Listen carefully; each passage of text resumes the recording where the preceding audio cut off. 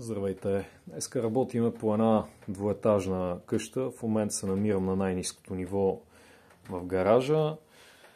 Като тук ясно се вижда, че конструкцията е изпълнена от стоманобетонни плочи и греди и вертикални носещи елементи, зидани стени от тухла четворка, поставени по късата си страна. Основният проблем на къщата е ето тази деградация на зидарията, която е вследствие от силно умокряне, замръзване и претоварване, което се изразява вече в напукване на стените на горните етажи. Като в последната седмица, без да е увеличаван товара върху къщата, са се появили пукнатини в някои от стоманобетонните греди.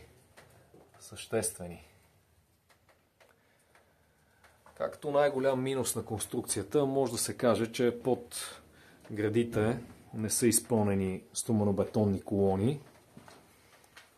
Директно плочите и гредите лежат върху носещите тухли четворки. И най-лошото като състояние би могло да се каже, че е ето тук, в тази долна зона. Буквално тя вече на нищо не се държи.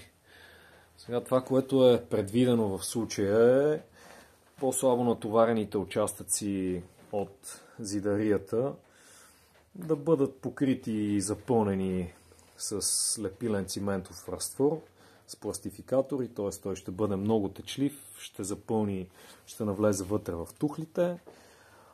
А в зоните, които са по-силно натоварени, ще има изиждане с плътни единични бетонови тухли и изливане на нови колони в някои зони. Като с това се надяваме да разтовариме този вече силно компрометиран зид и къщата да успее така с минимална намеса да й се удължи експлоатационния срок и надежността.